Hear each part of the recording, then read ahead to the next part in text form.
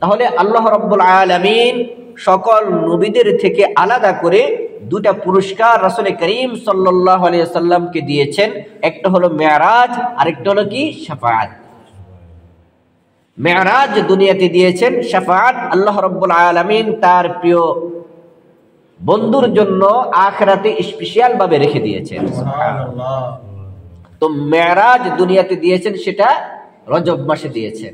রজব মাসের 27তম রজনীতে রাসূল করিম সাল্লাল্লাহু আলাইহি ওয়াসাল্লামকে মেরাজ নামক উপহার দিয়েছেন। এই জন্য কিছু মানুষ অতি উৎসাহিত হয়ে রজব মাসের 27তম রজনী মেরাজের রজনীতে রাত্রে জাগরণ করে মসজিদকে সাজিয়ে বিভিন্নভাবে ইবাদত করে, বিভিন্নভাবে ওয়াজ মাহফিল করে, মসজিদগুলোকে সাজায়, কবরস্থানকে সাজায় এবং পরের দিন রোজা রাখে। দেখতে যদিও এটা ইবাদত দেখা যায়, যেহেতু এটা আল্লাহ রাসূল থেকে বর্ণিত নয়, সাহাবীর থেকে বর্ণিত নয়, তাবেঈন থেকে বর্ণিত নয়, এই জন্য এটা পালন করা যাবে না।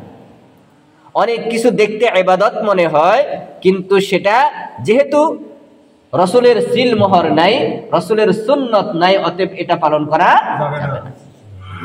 যেমন ধরুন মাগরিবের নামাজ 3 রাকাত। আপনি যদি বলেন নামাজ তো যত পড়ি ততই তো সওয়াব, তো আমি 3 রাকাতের জায়গায় 4 রাকাত পড়লাম, হবে নামাজ? কেন হবে না? নামাজে কেরাত পড়া তো সওয়াবের কাজ। ফরজ নামাজের মধ্যে প্রথম 2 রাকাতের মধ্যে সূরা ফাতিহার পরে কেরাত মিলাতে হয়। এখন আপনি যদি পরের 2 রাকাতের মধ্যে সূরা ফাতিহার সাথে কেরাত মিলান, কেরাতে তো কোরআন শরীফের আয়াতে তো পড়লাম, নামাজ হবে না? কেন হবে না? দেখতে তো ইবাদত দেখা যায়, তাহলে হবে না কেন? শরীয়তে প্রমাণিত নয়, শরীয়তে প্রমাণিত নয়। এজন্য দেখলে ইবাদত মনে হলো, এটা ইবাদত নয়, বুঝতে হবে। এজন্য মেরাজের রজব মাসের 27তম রজনীতে মসজিদ সাজানো, মসজিদে সবাই একত্রিত হয়ে ইবাদত করা, পরের দিন রোজা রাখা, যদিও দেখতে ইবাদত দেখা যায়, যেহেতু রাসূল থেকে প্রমাণিত নয়, সাহাবায়ে কেরাম দ্বারা প্রমাণিত নয়, সুন্নাত দ্বারা প্রমাণিত নয়, অতএব এটা করা যাবে না। বুঝছেন আপনারা? মানার নাম ইবাদত, নিজের আত্মপূজার নাম ইবাদত নয়, নিজের নফসের পূজার নাম ইবাদত নয়। তাহলে রজব মাসে 27তম রজনীতে রাসূল করিম সাল্লাল্লাহু আলাইহি ওয়াসাল্লামকে আল্লাহ তাআলা বিশেষ একটা উপহার দিয়েছিলেন। তো আল্লাহ রাব্বুল আলামিন রাসূলকে যে বিশেষ 2টা উপহার দিয়েছেন, একটা হলো মেরাজ, আরেকটা হলো শাফাআত। কেন দিয়েছেন জানেন? রাসূল করিম সাল্লাল্লাহু আলাইহি ওয়াসাল্লাম নিজেই বলেন যে আল্লাহ রাব্বুল আলামিন আমার বিনয়ে খুশি হয়ে তিনি আমাকে 2টা উপহার দিয়েছেন। সুবহানাল্লাহ। বিনয়, বিনয়, তাওয়াজু, নিজেকে ভাঙ্গা। তাওয়াজু মানে কি? বিনয় মানে কি? নিজেকে ভাঙ্গা, আমি কিছু না। এর বিপরীত হলো তাকাব্বুর। তাওয়াজু এর বিনয় হলো কি? বিপরীত হলো তাকাব্বুর। তাকাব্বুরের বিপরীত হলো তাওয়াজু। তাওয়াজু অর্থ বিনয়ী, তাকাব্বুর অর্থ হলো অহংকার। যে অহংকারী হবে তার পতন নিশ্চিত, আর যেই বিনয়ী হবে তার সম্মান নিশ্চিত। তার জ্বলন্ত প্রমাণ রাসূল করিম সাল্লাল্লাহু আলাইহি ওয়াসাল্লাম। তিনি বলেন আমি আল্লাহ এবং মাখলুকের প্রতি বিনয়ী হওয়ার কারণে আল্লাহ রাব্বুল আলামিন আমাকে 2টা বিশেষ উপহার দিয়েছেন। সুবহানাল্লাহ।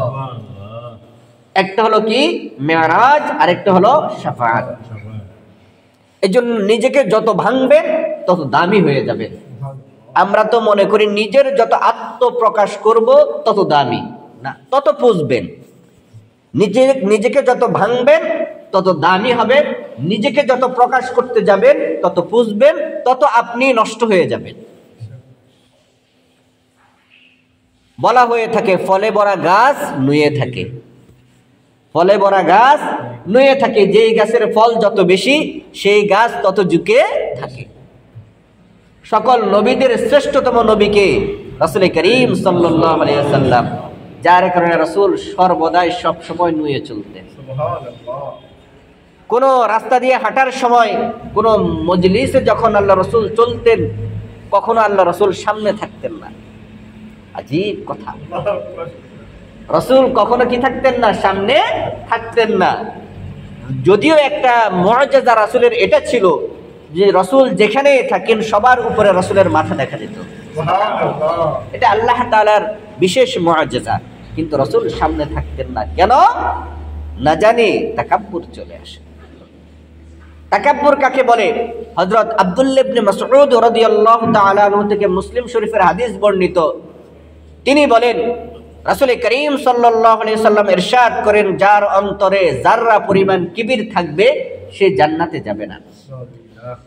তো আব্দুল্লাহ ইবনে মাসউদ রাদিয়াল্লাহু তাআলা আনহু বললেন, ইয়া রাসূলুল্লাহ, আমরা তো সুন্দর জামা, সুন্দর জুতা পরতে পছন্দ করি, তাহলে এটা কি কিবির?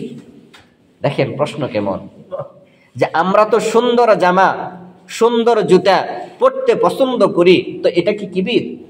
রাসূল করিম সাল্লাল্লাহু আলাইহি সাল্লাম বলেন, ইন্নাল্লাহা জামিলুন ইউহিব্বুল জামাল। আল্লাহ তাআলা সুন্দর, তিনি সৌন্দর্যকে পছন্দ করেন। যে বান্দা পরিপাটি হয়ে থাকুক, তার যেটা আছে এটা নিয়ে সে গুছিয়ে থাকুক, এটা আল্লাহ তাআলা পছন্দ করেন। সুবহানাল্লাহ। এজন্য সফর অবস্থায় আয়না চিরুনি রাখা সুন্নাত। আয়না চিরুনি আমরা তো অনেক সময় মাথাকে এলোমেলো করে রাখি না, গুছিয়ে রাখা এটা সুন্নাত। রাসূল সাল্লাল্লাহু আলাইহি সাল্লামের মাথার মধ্যে সব সময় তিনি তেল দিয়ে রাখতেন।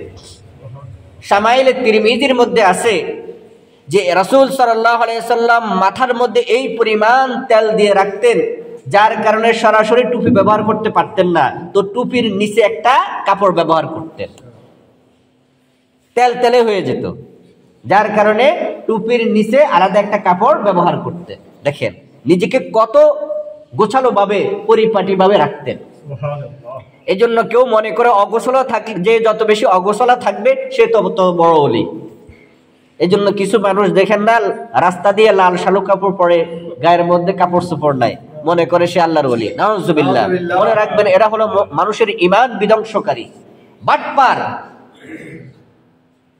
যদি ল্যাংটা থাকাই ওলি হওয়ার আলামত হতো, নাউজুবিল্লাহ, তাহলে যত গাউস কুতুব ছিল সবাই ল্যাংটে থাকতো। বুঝা গেল ল্যাংটা থাকা কোনো ইবাদতের মাপকাঠি নয়, বরঞ্চ মানুষের ঈমান নষ্ট করার মাপকাঠি। আমরা তো সাধারণ মানুষ, ইসলামের কথা বললেই নরম হয়ে যায়। এই জন্য এই মানুষগুলো আমাদের ঈমানকে পুঁজি করে ব্যবসা করে যায়। ঈমানকে পুঁজি করে কি করে যায়? ব্যবসা করে যায়। এই জন্য এদেরকে এর সুযোগ দেওয়া যাবে না। তাহলে যেই নিজেকে যত ভাঙবে সে তত দামি হবে। তো হযরত আব্দুল্লাহ ইবনে মাসউদ বললেন, ইয়া রাসূলুল্লাহ, সুন্দর জামা পরা, সুন্দর জুতা পরা, এটা কি কিবির? আল্লাহ রাসূল বলেন, ইন্নাল্লাহা জামিলুন ইউহিব্বুল জামাল। আল্লাহ তাআলা সুন্দর, তিনি সৌন্দর্যকে পছন্দ করেন। তার মানে তুমি সুন্দর জামা, সুন্দর জুতা, পরিপাটি থাকা, এটা আল্লাহ তাআলাই পছন্দ করেন। তাহলে জিজ্ঞেস করলেন, তাহলে কিবিরটা কি? কিবিরটা হলো অন্যের তুলনায় নিজেকে বড় মনে করা। সহজ কথা, অন্যের তুলনায় নিজেকে বড় মনে করা, যে আমি বড়, আমি বড়, এটাই হলো কিবির। অর্থাৎ অন্যের তুলনায় আমি বড়। সে কি? সে তো কিছু না, আমি বড়, এটাই হলো কিবির। আর এর বিপরীত হলো কি? তাওয়াজু, না, আমার থেকে আমার অপর ভাই বড়।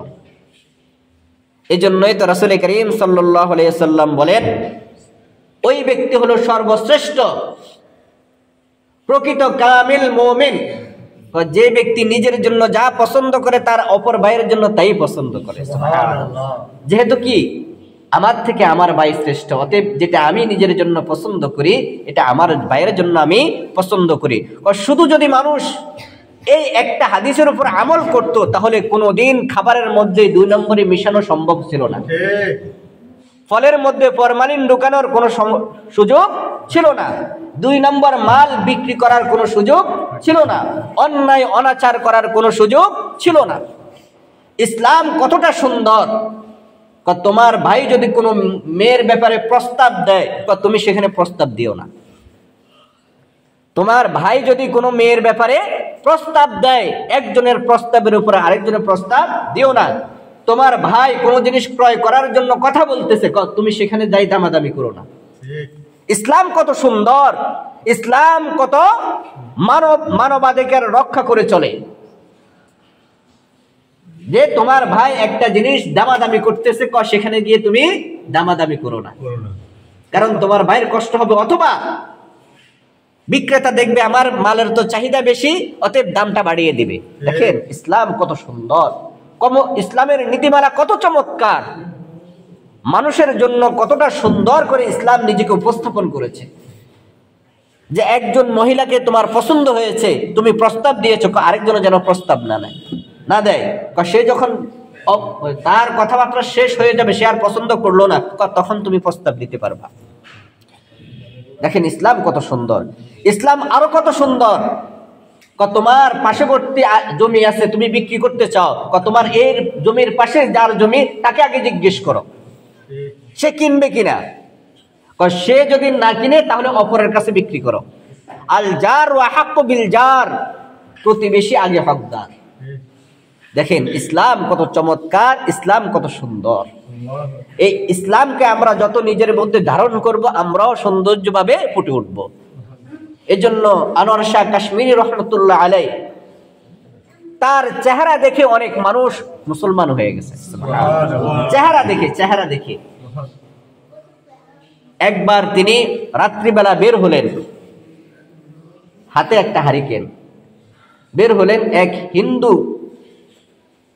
তার সাথে সাক্ষাৎ হলো, চেহারা দেখে বললেন, আপনার হাতটা বাড়ান, আমি কালিমা পড়ে মুসলমান হয়ে যাব। জিজ্ঞেস করলেন কেন?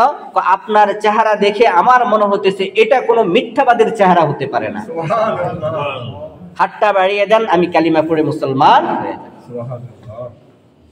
তাহলে আল্লাহ রাসূল সাল্লাল্লাহু আলাইহি ওয়াসাল্লামকে যে আল্লাহ তাআলা বিশেষ উপহার দিয়েছেন মেরাজ এবং শাফাআত, কি কারণে? তাওয়াজুয়ের কারণে, নিজেকে ভাঙ্গার কারণে আল্লাহ তাআলা দুটো উপহার দিয়ে দিলেন, মেরাজ আর হলো শাফাআত।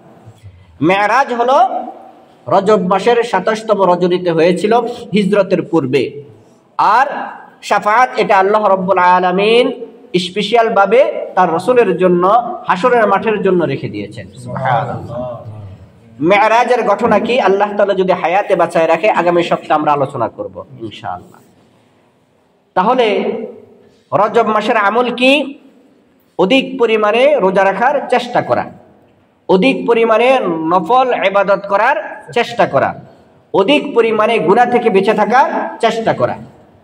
কিন্তু রজব মাসের নির্দিষ্ট দিনে নির্দিষ্ট তারিখে কোনো ইবাদত নাই।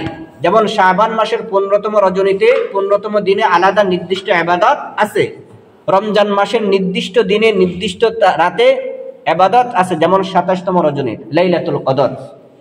এইভাবে রজব মাসের ইবাদত নাই, নির্দিষ্ট তারিখ নির্দিষ্ট রাতের ইবাদত নাই। মনে থাকবে তো ইনশাআল্লাহ। আল্লাহ তাআলা আমাদের সকলকে সুন্নাত তরিকায় আমল করার তৌফিক এনায়েত করেন। সবাই বলেন আমিন।